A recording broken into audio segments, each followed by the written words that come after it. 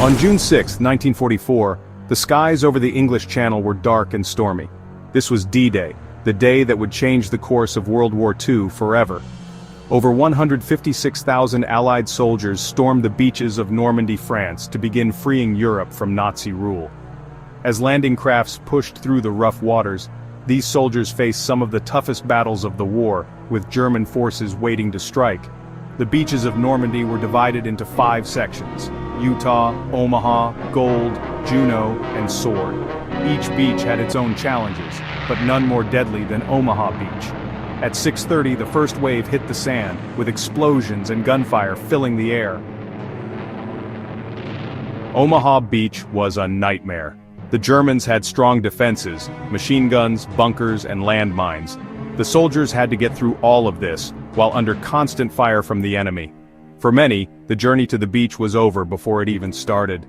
Some were hit by enemy fire as they came out from the landing crafts. Others were lost to the sea. Their crafts were sinking before they could even reach the shore. But despite the chaos and the loss, the soldiers pressed on. They kept moving forward, inch by inch. Each step they took, they got closer to breaking through the German lines. It was a fight for survival, but it was also a fight for freedom.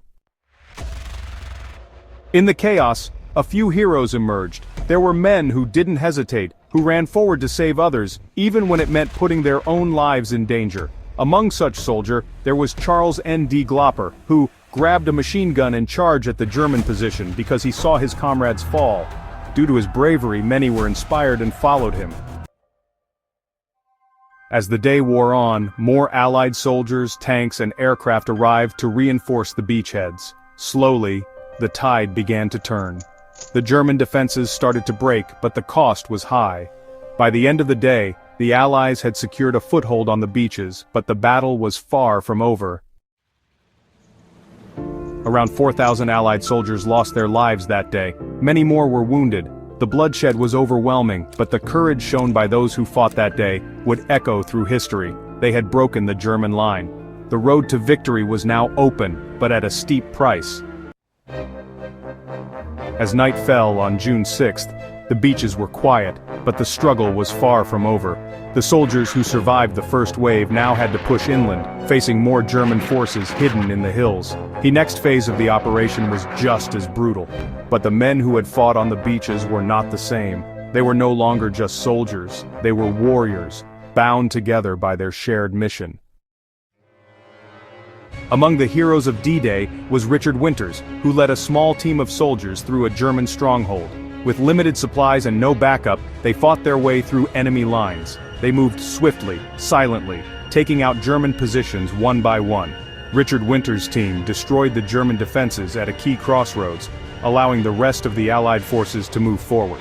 For his courage, he would later be recommended for the Medal of Honor. As the Allies pushed deeper into Normandy, they found themselves facing an enemy determined to hold its ground.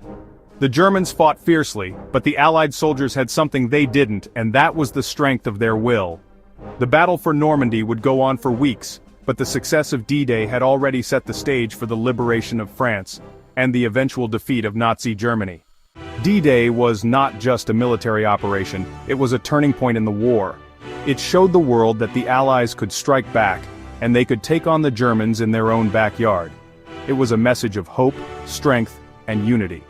The days that followed were filled with fierce fighting, but the Allies were no longer on the defensive. They had gained the upper hand, and with each passing day, more soldiers, tanks, and supplies were added into France, giving the Allies the strength they needed to push forward. By the end of the month, the Allies had secured most of Normandy. The Germans were pushed back, and the road to Paris was now open. But for the soldiers who fought on D-Day, the memory of those first hours would stay with them forever. The faces of the fallen, the sounds of the battle, and the bonds they formed would never fade. We honor them today at the Normandy American Cemetery, where thousands of white crosses stand as a reminder of the price of freedom. These heroes gave everything for the future of the world, and because of them, the world was never the same again.